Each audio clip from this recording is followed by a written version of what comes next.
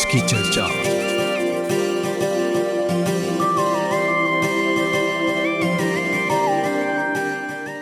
आज की चर्चा में आप सबका स्वागत है। मैं हूं विकास रामधनी। हमारे तकनीकी सहायक है काविश, टीवी प्रोड्यूसर अर्जुन पुतला जी और सहायिका रेडियो की ओर से उरुषा है। मीडियम वेव 819 किलोहर्ट्ज पर और एमबीसी टीवी के तीसरे चैनल पर इस समय आप हमें लाइव देख और सुन पा रहे हैं। फेसबुक पर भी ये प्रोग्राम इसी समय सीधा प्रसारित किया जा रहा है और फेसबुक में आप यदि जाना चाहते हैं उसके लिए बस आपको टाइप करना होगा रेडियो मॉरिशस, वहाँ से भी आप हमें फॉलो कर सकते हैं।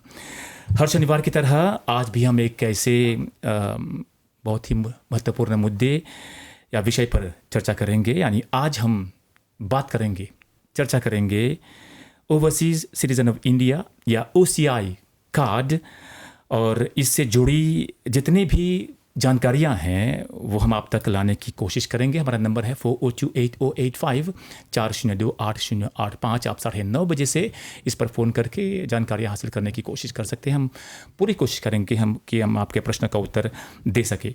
OCI कार्ड पर चर्चा करने के लिए आज उपस्थित हैं हमारे स्टूडियो में दो मुख्य मेहमान। सबसे पहले श्री अनिरुद्ध कुमार सिंह जी, जो भारतीय उच्चायोग के काउंसलर हैं। आपका स्वागत है, नमस्कार। और डॉक्टर अरविंद बिसेसर, जो आज MGI को रिप्रेजेंट कर रहे हैं।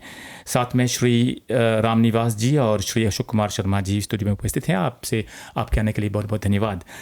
श्रीमान, नमस्कार और स्वागत है। नमस्कार Vikas. Thank you so much for inviting. So आज हम लोग कोशिश करेंगे कि अधिक से अधिक OCI के ऊपर हम लोग चर्चा करें और जो भी लोगों का इस आइलैंड पे जो डाउट है we will try to clear it.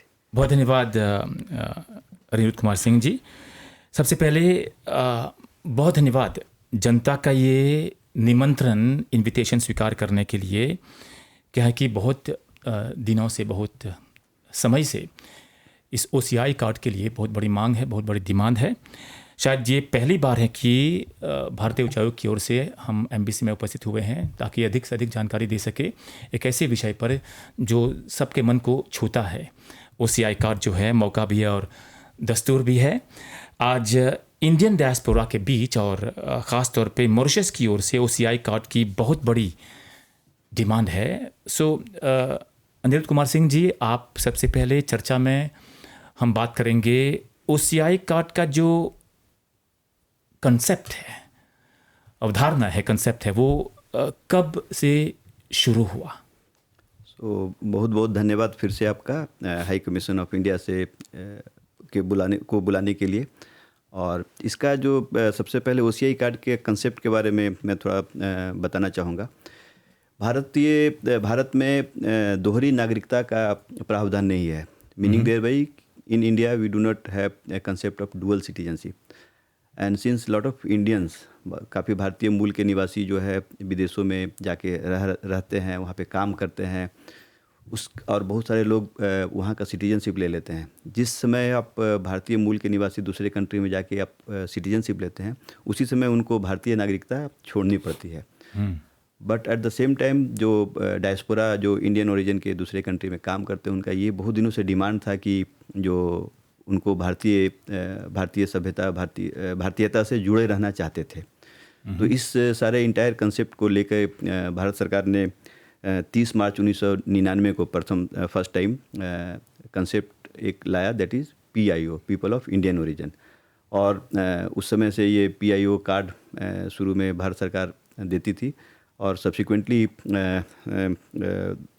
2005 से, अगस्त 2005 से इसको कन्वर्ट कर दिया गया OCI कार्ड। OCI कार्ड का मतलब है ओवरसीज सिटीजन ऑफ इंडिया। सो दोनों कार्ड मोर और लेस सेम है। अंतर है उसमें? मोर और लेस सेम है। छोटा OCI कार्ड में थोड़ा एक्स्ट्रा बेनिफिट है।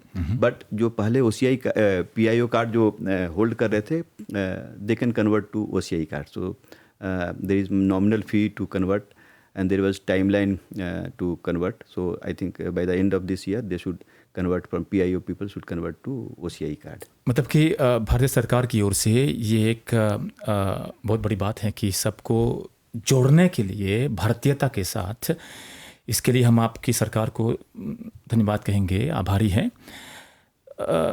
श्री अनिरुद्ध कुमार सिंह जी, सीधे सपाट शब्दों में शुरू करेंगे। 1 घंटे का समय कम होता है क्योंकि इसमें बहुत सारे सवाल जवाब करने होते हैं ताकि हमारी जो जनता इस समय सुन रही है सब के सब इस चर्चा से लाभ उठा पाए और वे भी बहुत सही तरीके से एप्लीकेशन कर सके और उनको भी कोई ये सब सुविधाएं प्राप्त हो। ये कौन कौन से लोग इस कार्ड के लिए एलिजिबल हैं? सो OCI कार्ड के लिए जो बेसिक रिक्वायरमेंट है वो पहला तो ये है कि वो भारतीय मूल का निवासी होना चाहिए। जो 26 जनवरी 1950 के समय में जो भी सिटीजन उस समय वो इंडिया में थे या इवन विदेश में थे और वो 26 जनवरी 1950 को अगर वो भारतीय नागरिकता प्राप्त करने के लिए एलिजिबल थे, वो सारे लोग आज के डेट में OCI कार्ड के लिए एलिजिबल हैं। तो हम लोग आज के डेट में जो OCI कार्ड है हम लोग मेनली 3 कैटेगरी में इसको हमने डिवाइड किया है। One is on the basis of ancestor, like in Mauritius over the period of last 2 centuries people have come from India and 26 जनवरी 1950 को अगर वो उस समय भारत में होते तो भारतीय नागरिक होते।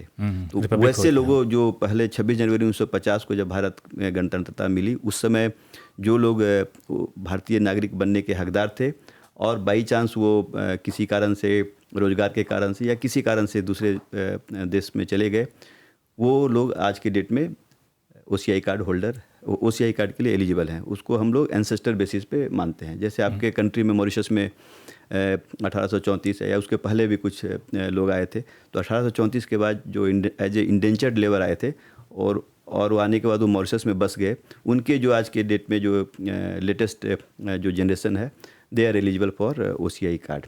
सो एक तो आपका जो है एंसेस्टर बेसिस पे we are giving OCI card. Second is based on OCI, that is based on the spouse basis.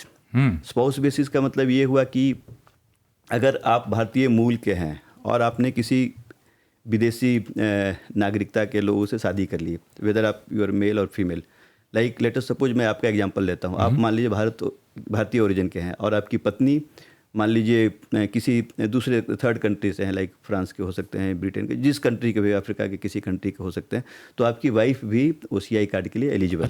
So that is the spouse basis. तीसरा है जो बहुत सारे भारतीय हैं जो डिफरेंट कंट्रीज में जाके रोजगार के लिए गए या IT सेक्टर में गए और वो वहाँ के सिटीजन हो गए। और जब जैसा मैंने शुरू में बताया कि भारत में दोहरी नागरिकता, डुअल सिटीजनशिप का कंसेप्ट नहीं है, तो they had to leave the renounce the citizenship of India. उस कैटेगरी के लोग भी आज की डेट में OCI कार्ड के लिए एलिजिबल हैं। हम बात करेंगे इस पर विस्तार से अभी। और उस कार्ड को प्राप्त करने के लिए हमें एप्लीकेशन करना पड़ता है, हमें कुछ दस्तावेज़ हैं, डॉक्यूमेंट्स प्रोड्यूस करने पड़ते हैं। और डॉक्यूमेंट्स की बात हुई तो हम मुड़ेंगे MGI की ओर, क्योंकि हमारे बीच में इस समय चर्चा में डॉक्टर अरविंद मिश्र प्रस्तुत हैं। आप तो हमारे अपने हैं और आज आप MGI का प्रतिनिधित्व कर रहे हैं। MGI की बहुत बड़ी भूमिका है इस OCI कार्ड की प्राप्ति में, उस राह में स्टेप बाय स्टेप जो होता है। एक तो मेरी समझ के अनुसार अरविंद कि जाना पड़ता है सिविल स्टेटस ऑफिस में, वहाँ पर आपको जो जन्म पत्र है, पत्री जो है उसको हासिल करनी है। उसके बाद आपके यहाँ आते हैं MGI में। आप थोड़ा बताइए ऐतिहासिक तौर पर कैसे शुरू हुआ ये और MGI में आजकल वो कैसे काम चल रहा है। ज़रूर विकास, बहुत धन्यवाद इस हमें यहाँ पर बुलाने के लिए। और MGI कह सकते हैं कि सबसे पहले हम भारतीय सरकार के शुक्रगुजार हैं कि एक तरह से महात्मा गांधी संस्थान की स्थापना में ही भारतीय सरकार का बहुत बड़ा योगदान रहा और मॉरिशसीय सरकार को भी, क्योंकि ये जो दस्तावेज़ हैं बहुत कीमती दस्तावेज़ कह सकते हैं, जो एक समय उसका जो मूल्य है, मोल है, बहुत लोग नहीं जानते थे। हाल ही में आपको याद होगा जब 2 नवंबर का जो कार्यक्रम था प्रवासी घाट में, वहाँ पर प्रधानमंत्री ने इस बात को उल्लेखित किया था कि कुछ ऐसे लोग हैं जिनको श्रद्धांजलि अर्पित करनी चाहिए, जिन्होंने ये डॉक्यूमेंट्स, ये दस्तावेज़, इनके महत्व को पहचाना और उन्हें सुरक्षित रखा और उसके बाद उसको महात्मा गांधी संस्थान में भेजा गया सुरक्षित रखने के लिए। और उस समय कह सकते हैं कि लगभग 450,000 ये जो लोगों के जो इंडियन इंडेंटेड इमिग्रेंट्स के जो डिटेल्स हैं जो भी हैं वहाँ पर आपको मिल सकते हैं। और एक तरह से एक रिपोजिटोरी जैसे हम कहते हैं, तो वहाँ पर रखा गया। और शुरू में मान लीजिए लोग बस वो भावनात्मक कारण के लिए आ रहे थे, अपने जो पूर्वज हैं उनके बारे में जानकारी प्राप्त करने के लिए। लेकिन जब OCI ये शुरू हुआ तब काफ़ी लोग आने लगे, बहुत लोग आने लगे। कम से कम एक दिन में 40 लोग तो आते ही हैं। तो ये ऐसा होता है MGI में रोज। हाँ, होता है। तो इसमें जो 19वीं शताब्दी में जो भारतीय लोग आए हुए थे उनके जो रिकॉर्ड्स वहाँ पर लगभग 2055 रजिस्टर्स वहाँ पर रखे गए हैं। और ये केवल ऐसा नहीं कि OCI कार्ड प्राप्त करने के लिए या फिर अपने पूर्वजों के बारे में जानकारी प्राप्त करने के लिए, इसके बहुत अन्य कारण भी हैं। जैसे वहाँ पर देश, बहुत से देशों से, भारत से तो हैं ही, और जो डियास्पोरा देश हैं वहाँ के जो शोधकर्ता हैं, रिसर्चर्स हैं, आते हैं।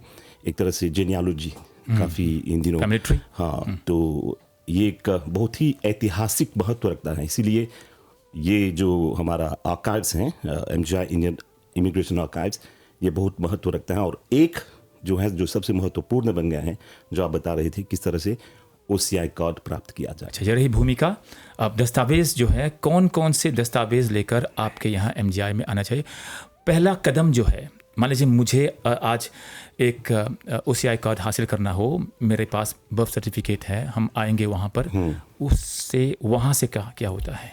यानी जो एप्लीकेंट है, हाँ, वो अपने पिताजी, माँ साइड, अपनी माँ के साइड को भी ले सकता है, फादर साइड, मदर साइड। तो उसका ग्रैंडफादर तो आ गया या फिर ग्रैंडमदर आ गई, तो अब उसके ग्रैंडफादर के उनके जो जन्मपत्री हैं उसमें तो उनके ग्रैंडफादर का नाम होगा। हाँ। अब उसके बाद ऊपर जाएंगे जब तक एक नंबर मिलता है, एक इमिग्रेट नंबर। तो वो मिलने के बाद आप MGI आएंगे तो यहाँ वो कौन देगा? Civil status? हाँ, सिविल स्टेटस। अच्छा। तो MGI जब आएंगे तो उस नाम के आधार पर और उस नंबर के आधार पर, खासतौर पर नंबर के आधार पर, हमारे यहाँ श्रीमान गोविंदन जी हैं जो बहुत ही अनुभवी व्यक्ति हैं। अवकाश प्राप्त करने के बाद भी उनको MGI ने रखा है, क्योंकि वो भी MGI के आर्काइव्स का एक बहुत बड़ा बहुत सज्जन आदमी है। हाँ, और अनुभव इज द बेस्ट टीचर। हाँ, एक्सपीरियंस। तो वहाँ पर जब आएंगे तो एप्लीकेशन करेंगे, तो जितनी जल्दी हो सके हम उसको एक सर्टिफिकेट देते हैं। अभी मैं दिखा रहा था सर को सर्टिफिकेट, तो वो सर्टिफिकेट उसमें सब डिटेल्स होंगे कि आप जब आए थे तो किस उम्र के थे, उनका नाम क्या था, किस जहाज से आए थे, किस ज़िला से आए थे। तो ये सब डिटेल्स जब मिल जाते हैं तो वो लेकर हम लोग इंडियन हाई कमीशन के यहाँ जाते हैं। उसके लिए डॉक्टर अरविंद बिश्रा सर, कितना टाइम, समय लगता है? कहने के लिए तो एक सप्ताह में मिल जाता है, लेकिन कभी कभी एक दो, अब जैसे आम छुट्टी हो गई इधर उधर, और अभी इन दिनों तो जैसे मैं बता रहा हूँ बहुत लोग आ रहे हैं, बहुत लोग आ रहे हैं। तो मतलब मैक्सिमम कि 2 सप्ताह 3 सप्ताह 1 महीने में होने चाहिए? इससे कम भी हो सकता है। लेकिन खुशी की बात ये है, अभी आजकल भारतीय सरकार द्वारा उनके सहयोग से सब जो डिटेल्स हैं सब डिजिटलाइज किया जा रहा है। तो डिजिटलाइज होने के बाद एक समय बहुत कम हो जाएगा, क्योंकि वो ढूंढना मुश्किल तो नहीं लेकिन बारीकी से करना पड़ता है, क्योंकि वो डॉक्यूमेंट्स जैसे हैं उनको छूना भी, किसी को छूने भी नहीं देते। तो इस तरह से जो हमारे आर्काइव्स ऑफिसर होते हैं, जो हमारे यहाँ हिस्टोरियन होते हैं, वो अपना समय निकाल कर ये काम करते हैं। फिर आपके यहाँ से ये सारे डॉक्यूमेंट्स प्राप्त करके एप्लीकेशन ऑनलाइन भरना पड़ता है श्री अनिरुद्ध कुमार सिंह जी, और वो भारतीय उच्चायोग की ओर से ये एप्लीकेशन फॉर्म ऑनलाइन प्राप्त है। उसके पहले मैं आपको एक छोटी सी और बात बताना चाहता हूँ कि जो OCI कार्ड अप्लाई करने के लिए आपको कौन कौन सा डॉक्यूमेंट होना चाहिए। सबसे पहले है जो आप you have to prove that you are citizen of a country, like in Mauritius you have to prove that you are a Mauritian citizen. For that you need to have passport, and passport should have the validity of minimum 6 month. आपका 6 महीने से कम validity अगर passport पे है तो आप kindly उस समय OCI कार्ड अप्लाई ना करें, बिकॉज हमारा जो मिनिमम क्राइटेरिया है कि आपका पासपोर्ट जो है 6 महीने तक वैलिड हो। तो आप जब भी OCI कार्ड लेना चाह रहे हैं, आपने मन बनाया है कि OCI कार्ड अप्लाई करें, तो आपको सबसे पहले ज़रूरी है कि आप अपना पासपोर्ट चेक कर लें, उसकी वैलिडिटी कितनी है। अगर वैलिडिटी लेस देन 6 मंथ है या 6 महीना से थोड़ा सा ही ज़्यादा है तो काइंडली Renew। वेट कर लीजिए और पासपोर्ट को रिन्यू कर लीजिए नेक्स्ट 10 ईयर्स के लिए, या अगर माइनर है तो 5 ईयर्स के लिए, तभी आप अप्लाई करने के लिए सोचें। बिकॉज एक बार पासपोर्ट आपका चेंज होने से छोटा इशू है दो, जो मैं अभी आपको बताऊंगा। तो सबसे पहला रिक्वायरमेंट है that you have to be having one passport of 6 months validity. Second जो सर्टिफिकेट जो डॉक्यूमेंट हम लोग को चाहिए वो ये है कि आपको you have to prove that you are from the ancestors of Indian origin. For that, जैसा आपके MGI के ऑफिसर ने बताया कि आपसे स्टार्ट करके, let us suppose you are the applicant, तो you have to prove that your forefathers have come from Indian origin. So आपको अपना सर्टिफिकेट चाहिए, डेट ऑफ बर्थ सर्टिफिकेट चाहिए। उसके बाद you have to get the birth certificate of your father and mother. वो तो मिल जाएगा आपके यहाँ से MGI से और सिविल स्टेटस ऑफिस से मिलता है। Then grandfather and then great grandfather, till the time you reach to a point where you get one specific number, so that number indicates that your ancestor have come from India. So किसी case में 4 generation होता है, किसी में 5 generation होता है, किसी में 6 जनरेशन। कब तक अलाउड है हमारे यहाँ?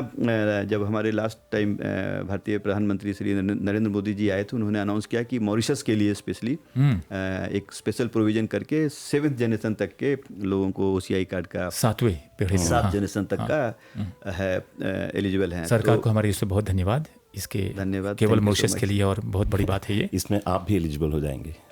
इसमें सबसे अच्छी बात है कि आज के डेट में जितने भी लोग हैं, करीब अगर 1834 से शुरू करा जाए तो मोर और लेस मुझे नहीं लगता है कि 7वीं पीढ़ी से ज़्यादा के लोग अभी जन्म लिए हैं। तो इसलिए मॉरिशस के लिए स्पेसिफिकली भारतीय प्रधानमंत्री ने 7 जनरेशन तक का किया है।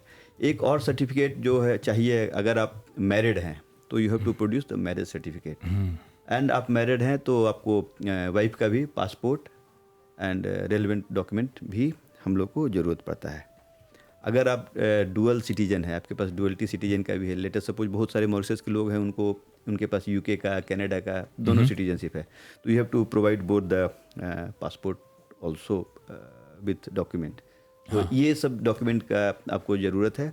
सब इकट्ठा करके तब जाकर अप्लाई करें, क्योंकि आपको अपलोड करना पड़ेगा। पासपोर्ट तो आपके पास अपना अवेलेबल है। जो बर्थ सर्टिफिकेट मैंने बोला आपको सिविल स्टेटस ऑफिस से मिलेगा। उसके बाद आप जाएंगे MGI आपको एक सर्टिफिकेट इशू करेगी। ये सारे डॉक्यूमेंट आप एक बार इकट्ठा कर लेंगे। देन आपको you have to go to the website of Indian high commission. वहाँ पे एक हमारा वेबसाइट का लिंक है OCI को लेकर, आप वहाँ पे जाएंगे, उसको क्लिक करेंगे, वो तो मिल जाएगा ऑनलाइन जी। और उसमें फिर you have to fill up the entire thing. अभी आपने बात की माइनर की, ये नयापन है मेरे, जहाँ तक मैं जानता हूँ कि पहले माइनर एलिजिबल नहीं थे, अब माइनर की भी व्यवस्था है। आज के डेट में हम लोग माइनर के लिए भी ये जो प्रोविज़न है स्टार्ट कर दिया है। पहले हम लोग ये कैलकुलेट करते थे कि 7 जनरेशन तक है या नहीं है माइनर। अभी जो नया जो गाइडलाइंस आया है उसमें भारत सरकार की तरफ से वो ये है कि माइनर भी एलिजिबल हैं। लेकिन माइनर के केस में आपको एक छोटी सी बात बताऊं, जब एक बार आप OCI कार्ड अप्लाई कर रहे हैं तो till the time that minor reaches the age of 20 years, जब तक वो बच्ची जो भी है 20 साल का उम्र तक पहुंचता है, जब वो पासपोर्ट चेंज करेंगे। मुझे जितना पता है कि भारत में जैसे माइनर का पासपोर्ट है 5 साल के लिए इश्यू होता है, मॉरिशस का I am not very sure of. तो आप मान लीजिए कि आप 5 साल या 6 साल का आपका बच्चा है और आप उसका OCI कार्ड अप्लाई करना चाह रहे हैं, और उसका पासपोर्ट है जो अगर मान लीजिए 5 साल के लिए वैलिड है, तो जिस दिन आप 11 साल पहुंचेंगे तो आपको नया पासपोर्ट लेना पड़ेगा। तो जिस दिन आप OCI कार्ड आपका पासपोर्ट चेंज हो रहा है minor till the age of 20, में आपको बताया कि जब तक आप 20 साल के होंगे, आप जितनी बार पासपोर्ट चेंज करेंगे उतनी बार OCI कार्ड के लिए फिर से अप्लाई करना पड़ेगा। माइनर के केस में फिर से अप्लाई करना पड़ेगा। अच्छा। और एक और इसमें OCI में है कि जब आपका एज 50 साल हो जाए, जो 20 से 50 साल के बीच में लोग हैं वो अगर OCI कार्ड अप्लाई करते हैं, और after reaching the age of 50, once you reach the age of the 50 साल की उम्र क्रॉस करते हैं, अगर उसके बाद आप पासपोर्ट आपका चेंज होता है उस समय भी एक बार आपको OCI कार्ड चेंज करना पड़ेगा। 50 से पहले 20 से 50 तक कोई दिक्कत नहीं है। दिक्कत नहीं है। आप 50 के बाद जब आपका OCI कार्ड पासपोर्ट चेंज होता है तो you have to change the OCI card. After 50, अगर मान लिया 51 साल की उम्र है, उस समय आप OCI कार्ड अप्लाई किए हैं और till the time 70, 80, till the time you are alive, आपको फिर OCI कार्ड चेंज करने की ज़रूरत नहीं है। लेकिन माइनर के केस में और 50 साल का एज जब क्रॉस होता है उस समय you have to change OCI card with the passport. आज हम बात कर रहे हैं OCI कार्ड और उसके बेनिफिट्स पर, उसके क्या क्या कौन कौन से फ़ायदे हैं, क्या क्या लाभ उठा सकते हैं और क्यों हमें ये हम हासिल करना चाहते हैं। आप इस समय मेरे साथ जुड़े हुए हैं, इसके लिए बहुत धन्यवाद। और हमारा नंबर है 40280854 40280885। आप अभी से 5 मिनट बाद 9:30 बजे से आप फ़ोन कर सकते हैं और उचित प्रश्न कर सकते हैं और उचित आपको उत्तर भी मिलेगा हमारे मेहमानों की ओर से। डॉक्टर अरविंद बिसे सर, MGI से होकर वहाँ पर मेरे ख्याल से आपके यहाँ बहुत से लोग आते होंगे और जितने सवाल उच्चायोग में करते हैं उससे भी अधिक सवाल आपके यहाँ भी होते होंगे। कौन कौन से फ्रीक्वेंटली आस्क्ड क्वेश्चन होते हैं? अभी हाल ही में भारतीय उच्चायुक्त और MGI के बीच एक मीटिंग लगी थी कि ऐसा कि बहुत लोग कह रहे थे कि जब MGI से निकल के वहाँ गए तो उनको पता नहीं था कि क्या क्या चाहिए था।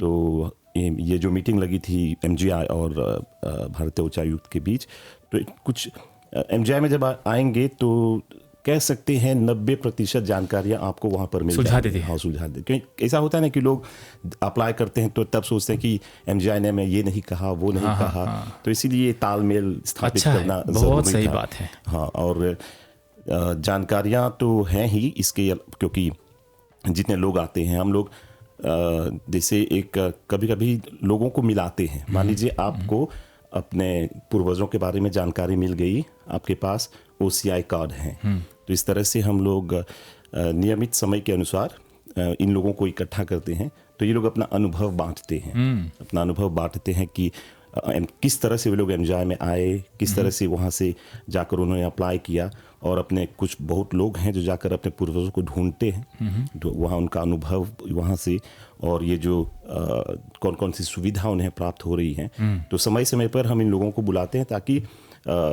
छात्रों को और आम जनता को भी पता चले कि उनके अनुभव के आधार पर कौन कौन सी रुकावटें रही। तो ये आर्काइव्स डिपार्टमेंट जो है हमारे रामसामी सर वहाँ पर इंचार्ज हैं, तो ये लोग आयोजित करते रहते हैं इस तरह से। और साथ साथ में MGI वेबसाइट में भी ये सब जानकारियाँ हैं। हम समझते हैं कि आपके यहाँ ऐसे भी लोग आते होंगे जो भारत जा चुके हैं और कौन कौन से फ़ायदे उनको हुए हैं और क्या क्या सुविधाएं मिली उनको, वो भी बात करते हैं। इस पर बात करेंगे।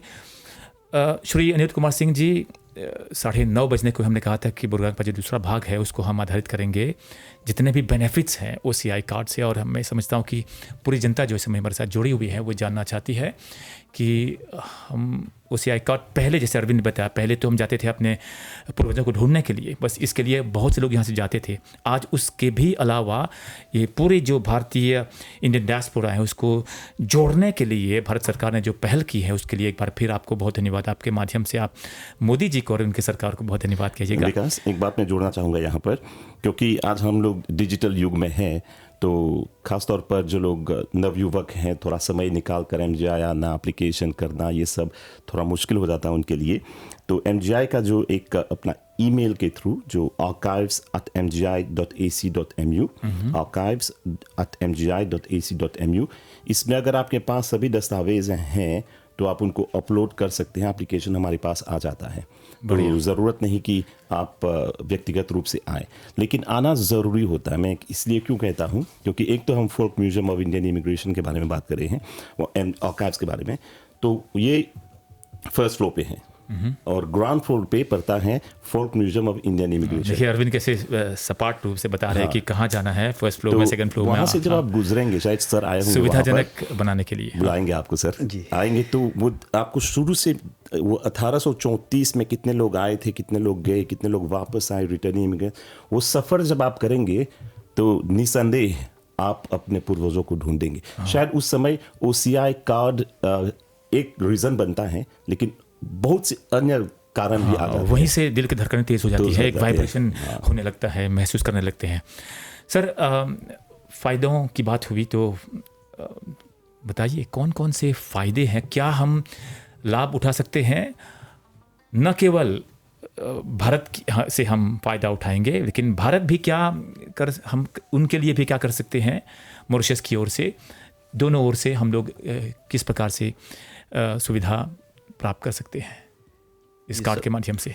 सबसे पहले जो OCI कार्ड होल्डर है उनके बहुत सारे बेनिफिट्स हैं। अगर हम स्टार्ट करें तो सबसे पहला ये है कि OCI card is life long visa. हाँ, once you obtain the OCI card, you do not have to apply to come to India. So you can straight away, let us suppose the most sterling example would be like you are a Mauritian citizen and you have OCI card and you are vacating somewhere, let us suppose in Australia, and you one fine time you decided I should go to India. वहीं से directly. सो आपके पास अगर OCI card है तो आप Australia airport पे जाइए, जहाँ पे भी आप हैं वहाँ से आप सीधा फ्लाइट पकड़िए एंड आप भारत में उतर जाइए। बहुत अच्छा। ये एक सबसे बड़ा बेनिफिट है। आपको भारत आने के लिए आपको सोचना नहीं है। सबसे बड़ा एक मेजर बेनिफिट है कि आपको नहीं ऑनलाइन वीज़ा अप्लाई करना है, नहीं you have to visit to high commission of India. एक चीज़ और मैं आपको बताता चलूँ, बहुत सारे केस हमारे पास ऐसे आते हैं कि जब लोग वीज़ा अप्लाई करते हैं तो उनको शायद आपके माध्यम से मैं एक बार सारी इंटायर जनता को ये बताना चाहता हूँ कि visa is free for Mauritian. तो बहुत सारे मॉरिशियन लोग हमारे पास आते हैं, बोलते हैं या फ़ोन के या थ्रू मेल के थ्रू वो हमें बताते हैं कि वो वीज़ा अप्लाई किया तो उनको इतना डॉलर पैसा दिया बट स्टिल वीज़ा उनको नहीं मिला। अच्छा। ये एक फेक वेबसाइट्स बहुत सारे यहाँ पे चल रहे हैं। ऐसे भी लोग हैं जो जी, तो इसलिए मैं माध्यम बनकर ये ओकेजन पे मैं लोगों को बता दूं कि visa is free for all the Mauritians. तो आप जब भी आप वीज़ा के लिए अप्लाई करते हैं तो आप प्रॉपर वेबसाइट पे जाइए। You have to go to high commission of India website. अगर आप किसी थर्ड सोर्स पे जाते हैं या किसी एजेंट के थ्रू करते हैं तो they will charge you and may be you will be duped and you may not get the visa. And once let us suppose you get wrong visa, so you will be returned back from the airport. So better you should always make it a point that you should go to the High Commission of India website and उस पर आप visa apply करिए। तो हम चर्चा कर रहे थे बेनिफिट का। एक तो अब सबसे इम्पोर्टेंट जो है बेनिफिट का। अभी दूसरा बेनिफिट एक जो काफ़ी है वीज़ा OCI से रिलेटेड, वो भी वीज़ा से ही रिलेटेड है। लाइक आप एज ए टूरिस्ट इंडिया में गए एंड आप वहाँ पे मेडिकल ट्रीटमेंट कराना चाह रहे हैं, so officially that is illegal. So if you have to go to India for medical purpose you should have medical visa. लेकिन मेडिकल वीज़ा का कुछ अलग प्रोसीजर है। लेट अस सपोज आप यहाँ पे किसी हॉस्पिटल में गए या किसी डॉक्टर के पास में गए, वो डॉक्टर आपको चेक करेगा and they will refer you to Indian hospital XYG hospital, I won't name, जहाँ भी है किसी भी सिटी में। तो we should get one request from the concern hospital in India या concern doctor in India that he is coming for treatment, medical treatment and he may be issued medical. मतलब कि मरीज का ये कर्तव्य बनता है कि वो वहाँ से स्थापित करे अपना संबंध। ये है जो आपको नॉर्मल कोर्स में मेडिकल वीज़ा में ये इशू है, तो that is slightly more tedious than normal visa. अगर आपके पास OCI कार्ड है तो you do not have to do anything. अच्छा, आपके पास OCI कार्ड है, आपको भगवान ना करे कभी कुछ बीमारी हो, इन केस अगर हो भी जाता है तो आप straight way you can go to India and whichever doctor you want you can go and get the treatment from, और whichever doctor they have referred to you can go without any visa. तो दूसरा सबसे important जो है visa and OCI से related है जो benefit ये है। तीसरा जो एक महत्वपूर्ण जो फ़ायदे हैं वो ये है कि आप इंडिया में लैंड करने के बाद, आप एयरपोर्ट से निकलने के बाद as a foreigner you have to register with the local FRRO office, that is called foreigners registration regional registration office या FRO, that is foreigner registration office. So you have to register in that both either of the offices. So अगर आपके पास OCI card holder है तो you do not have to register anywhere, you straight way you can check in the hotel and you can continue your what ever purpose you have gone for. अच्छा sir, हमने सुना है कि फ़ायदों पर बात करते रहेंगे भी कि जितने भी प्रोफेशनल्स होते हैं हम मान लीजिए हमारे देश में, वे वहाँ पर भी अब जाकर भारत में काम कर सकते हैं, नौकरी कर सकते हैं। जो ऐसा है क्या? इसके फ़ायदे के बारे में आगे मैं चर्चा करना ये भी चाह रहा हूँ। चौथा जो इम्पोर्टेंट एडवांटेज है दैट आप you can stay in India for infinite number of time, like infinite number of years. आप जब तक रहना चाहते हैं आप रह सकते हैं। और एक बार आपके पास OCI कार्ड है, उसके साथ जो बहुत सारे जो बेनिफिट है, जो like in India we have huge thing that is called Aadhaar card. अगर आप कंटिन्यूसली 180 डेज तक इंडिया में रहते हैं, जो कि OCI कार्ड पे ही पॉसिबल है, you can obtain Aadhaar card of India 180 days 180. लगातार कंटिन्यूसली आपको you have to stay there, and there are some other provisions like you have to give the address proof and all something you have to go wherever, like let us suppose you are staying in some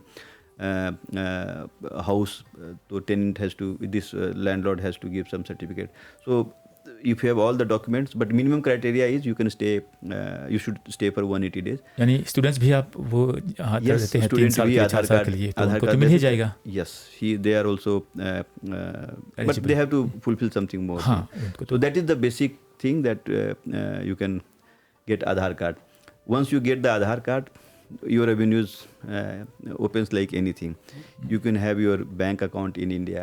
You can get your PAN card. You can start business in India. You can purchase a house in India. So there are many other benefits once you get the OCI card. So अभी- obviously you have to fulfill some more criteria. So आप लोग कर सकते हैं, ये आपका एक major फायदा और है. हाँ, तो आपने अभी बात की बिजनेस की, बहुत से लोग जानना चाहेंगे कि क्या क्या बिजनेस कर सकते हैं वहाँ पर, और कौन कौन सी कोई दुविधा भी होगी, कोई OCI कार्ड के ज़रिए सारा कुछ क्लियर हो जाता है कि सब कुछ इंडियन सिटीजन की तरह ही, NRI की तरह ही कुछ ऐसा प्रावधान ये है। आपके पास अगर OCI कार्ड है तो मैं किसी का नाम नहीं लूँगा, बट मैं अभी हम लोग we are processing one case wherein one person has already invested in one of the cities of India, and he is obviously Mauritian citizen. So आप इंडिया में इन्वेस्ट कर सकते हैं, you can start business. So that is a huge advantage. Obviously, there are some more documents, formalities are required. Like your company has to be registered in registration. There are other basic criteria that you have to fulfill. The basic thing is you can start the business in India. Already मैं जानता हूँ बहुत सारे Mauritian जो India के साथ व्यापार कर रहे हैं, वहाँ पे उन्होंने अपना इंडस्ट्री भी लगाया. That I know of. So that is another advantage.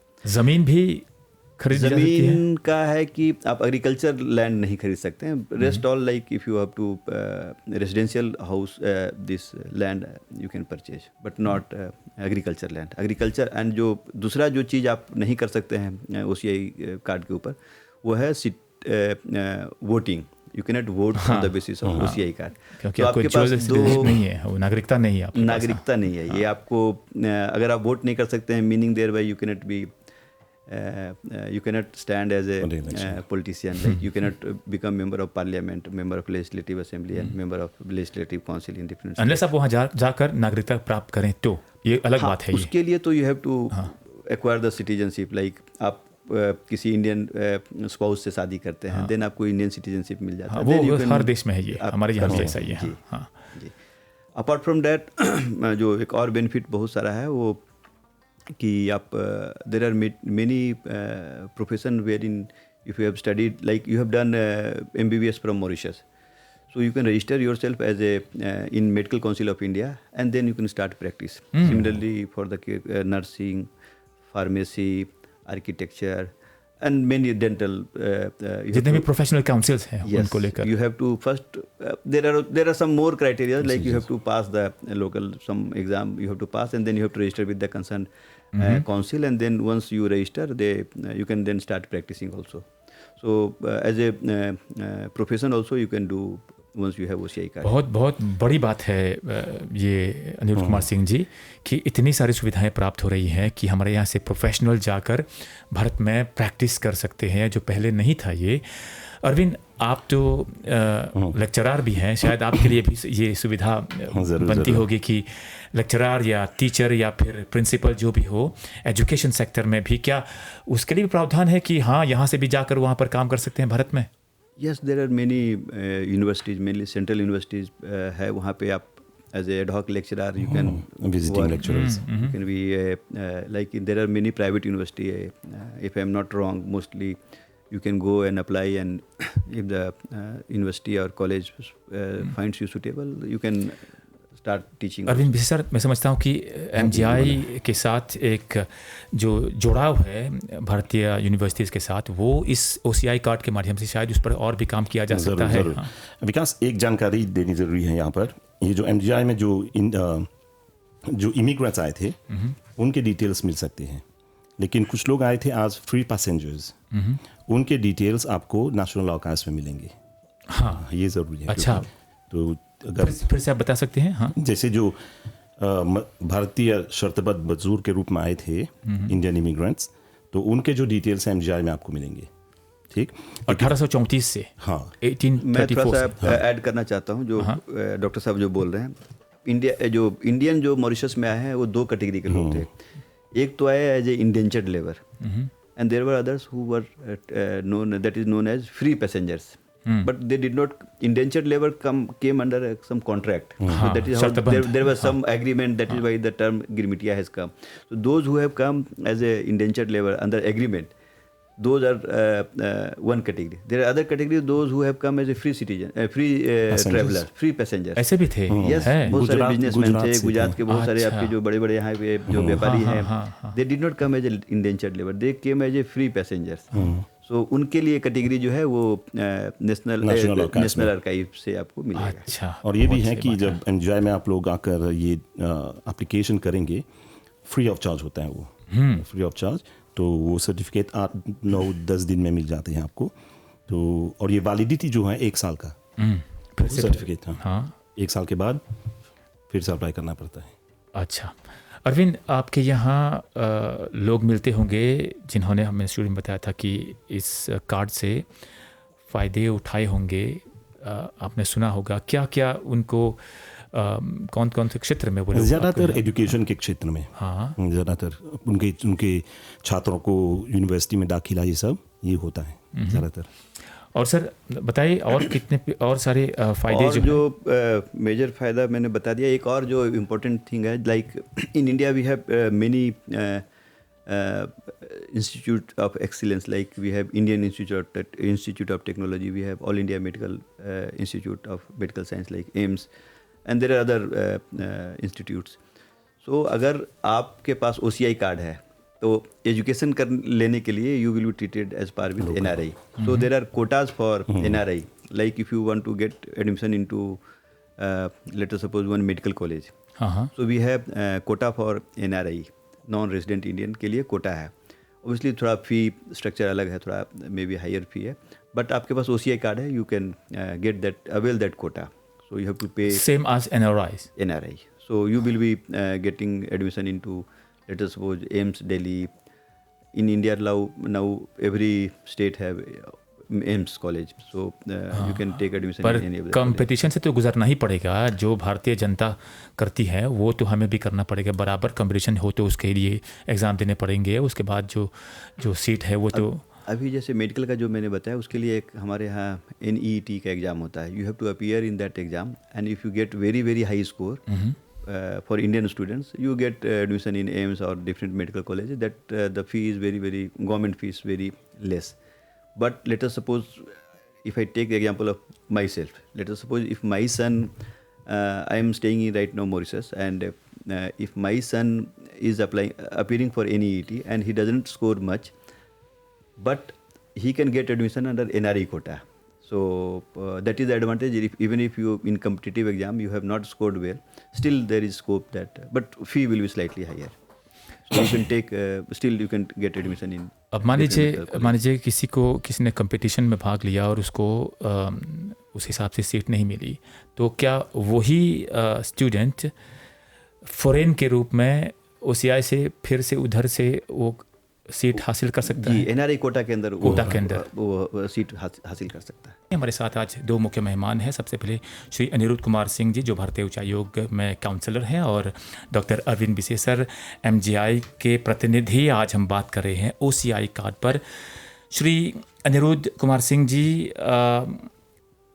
अभी आप बात कर रहे थे इससे पहले, फ़ायदों की बात तो होती रहेंगी, और FRRO जो है रजिस्ट्रेशन में क्या कोई क्या इसकी स्थिति है, स्टेटस क्या है, क्या करना पड़ता है?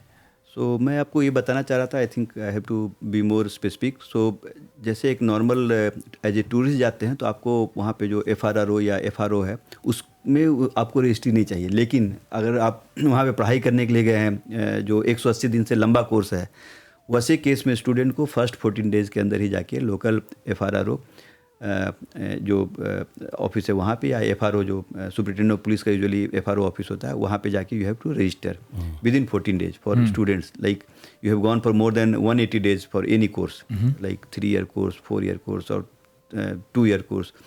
सो वैसे केस में आपको FRO ऑफिस में या FRO ऑफिस वो में कहाँ दिखता है? वो कहाँ? वो आप मान लीजिए आप उत्तर प्रदेश के किसी शहर में आप पढ़ाई करने गए, लेटर सपोज आप बनारस हिंदू यूनिवर्सिटी में पढ़ने गए, तो आपको वहाँ का जो FRO ऑफिस है that is in Lucknow. Lucknow में यूजुअली सुपरिटेंडेंट ऑफ पुलिस का ऑफिस सभी स्टेट्स में है अपना सब। FRO office is in all the district SP office, so that is district superintendent of police is there. So उस ऑफिस में जाके you have to register. So FRO और FRO 14 दिनों के अंदर स्टूडेंट्स के लिए करना चाहिए। जो लॉन्ग जो स्टूडेंट्स विद OCI कार्ड या फिर बिना OCI कार्ड? बिना OCI कार्ड के, मान लीजिए आप स्टूडेंट वीजा पे पढ़ने गए हैं, अच्छा। तो उनको जो OCI कार्ड है दिन तो आपको रजिस्टर करना ही नहीं है उसको। लेकिन एज ए टूरिस्ट जब मान लीजिए आप 5 दिन के लिए जा रहे हैं, उनको FRO या FRO ऑफिस में रजिस्ट्री नहीं करना है।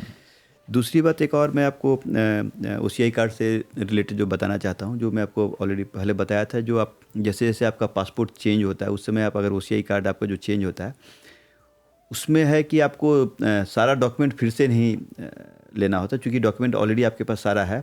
आपको ऑनलाइन जाकर जो नया पासपोर्ट का अपडेट करना है, and then you have to come to high commission, then we will issue the new OCI card. Online renew कर सकते हैं वहीं से जो नया बना है? आपको सारा फॉर्म, जैसे आप ऑनलाइन जाएंगे वहाँ पे रिन्यूअल के अंदर हेडिंग के अंदर जाके आप सारा डॉक्यूमेंट जो ऑलरेडी आपके नाम के अगेंस्ट सारा डॉक्यूमेंट ऑलरेडी है, वो डॉक्यूमेंट वहाँ से ऑलरेडी फेच हो जाएगा। आपको just you have to come to high commission to submit the application, and then we will issue the new OCI card. अच्छा सर, एक सवाल दिमाग में आ रहा है, ये अक्सर ये आता रहता है, पुलिस पर्सनल या मिलिट्री विभाग के लिए कोई विशेष प्रावधान है, व्यवस्था है क्या उनके लिए? क्या कभी कभी सवाल आता है कि हमें नहीं मिला ये कार्ड, हमारा एप्लीकेशन रिजेक्ट हो गया है। अभी जो भारत सरकार का जो प्रोविज़न है उसमें police personnel and military personnel को we are not issuing OCI card, लेकिन उनके जो बच्चे हैं एंड उसके पेरेंट्स हैं उनको हम इशू कर रहे हैं, but police personnel even retired को we are not issuing. So in future you never know, it can be considered, but as on date it is not. अच्छा, आपने कहा कि उनके जो बच्चे हैं वे कर सकते हैं? हाँ, उनके बच्चे कर सकते हैं, पेरेंट्स कर सकते हैं। मान लीजिए मेरे पास है, मेरा पापा जो है पुलिस में है, क्या मेरे कार्ड के माध्यम से उसका फ़ायदा उठा सकते हैं वे? नहीं, आप जैसे हर आदमी का अलग अलग पासपोर्ट होता है, उसी तरह OCI कार्ड भी हर आदमी का इंडिविजुअल है। ऐसा नहीं है कि आपके पास OCI कार्ड है दैट मीन्स आपका इंटायर फैमिली इज कवर्ड। ऐसा नहीं है, इंडिविजुअल ये OCI card is case to case, individual basis, not as a family. अच्छा, अब देखिए समय का अभाव है, हम प्रोग्राम की समाप्ति की ओर बढ़ रहे हैं। बहुत बहुत शुक्रिया फिर से आपको हम कहेंगे, पर 2-3 सवाल और रह गए भी श्री अनिरुद्ध कुमार सिंह जी। मान लीजिए अक्सर जब हम कभी कभी पासपोर्ट गुम हो जाता था तो बड़ी समस्या होती थी, और ख़ासतौर पे हम जब भारत में थे, एक समय था वो, यदि OCI कार्ड वो गुम हो गया तो क्या कर सकते हैं? आज के डेट में जो OCI कार्ड गुम जाने के लिए प्रोविज़न ये है कि you have to first of all you have to get the police memo. In India we call police FIR, police station diary entry, that you will go to the police station and you will register the case or whatever. So here also if you are lost the OCI card, let us suppose you have gone as a tourist to third country, there you have lost the OCI card. I know one of the cases जो हमारे पास आए थे इस type के, they had gone to, I will not name the person obviously, I know. So किसी Europe और Asia के बीच में किसी कंट्री में गए थे, तो उनका OCI कार्ड और पासपोर्ट सारा चोरी हो गया, गुम हो गया। तो बहुत भारी समस्या है ये जी। तो वैसे केस में आप क्या कर सकते हैं, आपको you have to register the case there. वो केस पुलिस डॉक्यूमेंट लेके you have to come to high commission, and then before coming to high commission you have to upload all the credentials. So since आपका already आपको OCI card issue हो रखा है, वैसे case में it doesn't take more than 10-15 minutes to upload.